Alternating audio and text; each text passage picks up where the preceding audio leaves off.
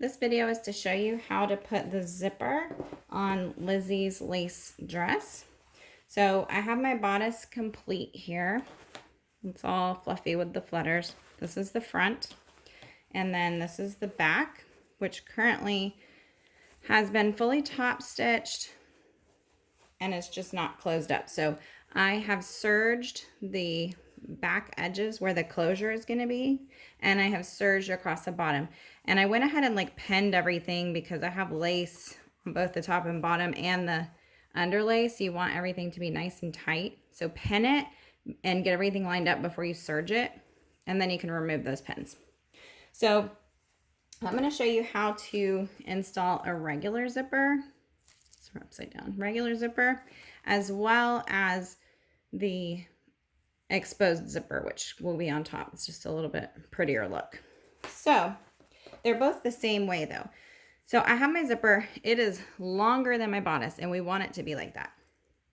The first thing you're going to do with a regular zipper is, you see you have like these tails above the zipper stops. We're going to fold those down and like pin it, and then just stitch across to hold those down. This is for the regular zipper only. So I'm going to go ahead and do that real quick. Okay, so now I have stitched my little ends down on the regular zipper, and I also went ahead and pressed the edge of my closure area underneath 1/2 inch on both sides. So the next thing that we're going to do is take the zipper, go ahead and unzip it, and the zipper goes underneath the bodice and 1/2 inch down from the neckline. So what you're going to do is kind of pin this along the edge, just like this, where the teeth are sticking out, but this part is underneath your folded area. We're going to pin that all the way down on this side, and then we're going to do the same thing on this other side. It's your bodice is folded under 1/2 inch. We're starting 1/2 inch down from the neckline, and we're going to pin it so that the teeth are showing on this side. And once you've pinned it on both sides, you're going to zip it up and make sure that it still lines up. If it doesn't, unpin it and readjust before you sew. And I'm going to do that and be right back. So at this point, I have pinned my zipper on both sides. It is aligned at the neckline.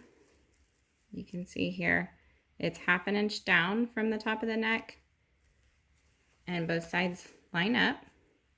And I have the tail still hanging down below my bodice. So I've pinned it. Now what I think is key here is when you're sewing your zipper, that you sew in the same direction on both sides. So start at the neck and come down to the end of the bodice. Then move your zipper foot and start at the neck and come down to the end of your bodice. And then we'll be able to do a stay stitch across the bottom. Across the bottom of the bodice where the bodice ends. We'll stitch several times back and forth, and there's directions in the pattern for what to do here. Several times first, then you can cut off your zipper at the end of your bodice.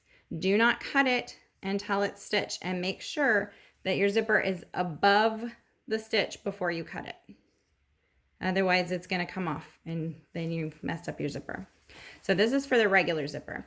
The exposed zipper is going to be done the exact same way, except for in the beginning, we're not folding these edges over and sewing them. We're going to leave those. And instead of it going under the fabric, it's going to go on top of the fabric. So you'll want to put your little stoppers about 1/4 inch down from your neckline and pin it just like we did on the edge. Your edge is still folded under, but this zipper is going on top. And then once you pin that, you're going to take this edge here that's sticking up at the neckline. We're going to fold it around the neckline and then we'll use our zipper foot to stitch in the same direction from neck to end of the bodice, neck to end of the bodice. Make sure that it's lined up when you zip it before you sew it.